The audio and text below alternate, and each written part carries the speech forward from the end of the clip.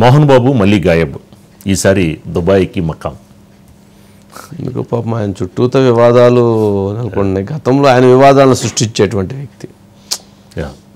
ఎవరు లెజెండరీ, ఎవరు సెలబ్రిటీ అని మొదలుపెట్టి వివాదానికి ఆయన చేసేవాడు లేదు. ఎక్కడైనా ఏదైనా ఇష్యూ ఉంటే దాన్ని ఆయన రైజ్ చేసేవాడు. లేక కాలేజీలో గొడవ ఉంటే అప్పుడు ప్రభుత్వం మీద విరచకపోయినటువంటి నెక్స్ట్ ఇట్లాంటివి చాలా ఉన్నాయి ఆయనకు సంబంధించి. మరి అలాంటివన్నీ అక్కడ ఉంటే ఇప్పుడు మోహన్ బాబు చుట్టూతా అనేక వివాదాలు, ఆయన మీద కేసు, ఆయన మీద అరెస్ట్ వారెంట్స్, ఆయన ఎప్పుడు లేనిది పోయి ఆయన మీడియా పట్ల వ్యవహరించినటువంటి విధానం తప్పు.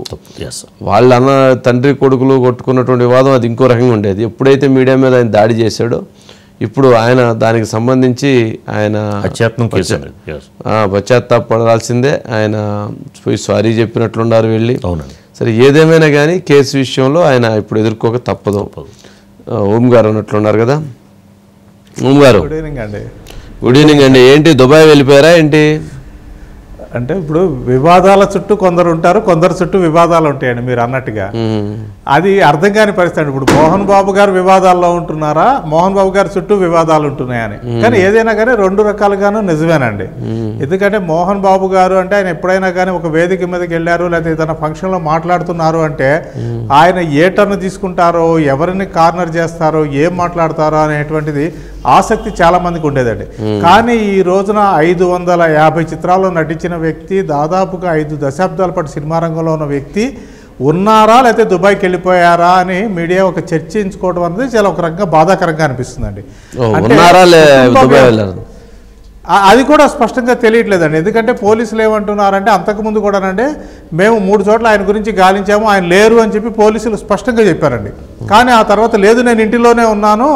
ఎందుకంటే ఈ రోజున ఏమైపోయిందంటే ఒక ప్రైవేట్ లైఫ్ అయిన తర్వాత అండి, పెద్ద పెద్ద విల్లాస్లో ఉంటున్న తర్వాత లోపల వ్యక్తి ఉన్నారా లేదా జనానికి తెలియదండి. బయటికి వెళ్ళిన వ్యక్తి మళ్ళీ లోపలికి వస్తున్నారా తెలియదండి. ఎందుకంటే ఆ కార్లు కానీ ఇవన్నీ కానీ చూసినప్పుడు.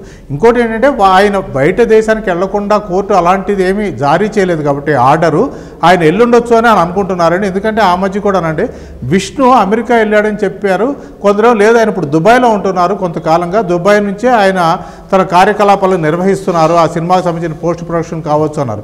కానీ విష్ణు లేదు నేను దుబాయ్లో ఉండలేదు అమెరికాలో ఉన్నారని. కానీ దుబాయ్లో వాళ్ళకి ఒక ఉండేటువంటి ఒక సెటప్ అయితే ఉందని అర్థం అవుతుందండి చాలా మంది చెప్తున్న దాన్ని బట్టి. కాబట్టి ఆ రకంగా ఏంటంటే మోహన్ బాబు గారు ఇక్కడ ఏమీ మాట్లాడకపోవటము, ఎందుకంటే నిర్మలాదేవి గారు ఆ రోజు ఆ స్టేట్మెంట్ ఇచ్చిన తర్వాత అండి దానిని సమర్థిస్తూ కానీ లేకపోతే ఆవిడ గురించి కానీ లేకపోతే మనోజ్ గురించి కానీ అసలు ఏం మాట్లాడలేదండి మోహన్ బాబు. కాబట్టి ఒక రకంగా ఏంటంటే ఇంట్లో వాళ్ళే ఇక్కడ ఉన్న కాడి నుంచి ఏదో ఒక వివాదం అనేది తలెత్తే ఆస్కారం ఉంది కాబట్టి ఎందుకు కొద్ది కాలం అంటే 24వ తారీఖు వరకు కోర్టు ఆయనకు పర్మిషన్ ఇచ్చింది కాబట్టి ఈ 4 రోజులు కాస్త అక్కడికి వెళ్ళి ఉండండి అని అక్కడికైనా పంపించారేమో తెలియదు. ఆయన వైపు నుంచి ఇప్పటిదాకైతే ప్రకటన రాలేదండి. లాస్ట్ టైం ఏమో నేను ఊళ్ళో ఉన్నాను అని చెప్పారు. ఇంట్లో ఆయన వయసు ఆయన ఆయన లెగసీకి మరి ఇప్పుడు ఈ టైంలో ఆయనకి ఇటువంటి కష్టాలు అయితే కరెక్ట్ కాదు. కొడుకులు తీసుకొచ్చిన కష్టాలు తప్ప అవన్నీ అవి కాదు కదా. కాబట్టి తండ్రులు కొడుకులు ప్రయోజకులు అయితే తండ్రులు ఆనందపడతారు. కానీ కొడుకులు వివాదాలకు తండ్రిని తీసుకొచ్చి ఈ వయసులో వాళ్ళిద్దరిని ఇబ్బంది పెడుతూ ఉంటే వాళ్ళకి మరి బాధే కదా. సరేనండి ఓం గారు నెక్స్ట్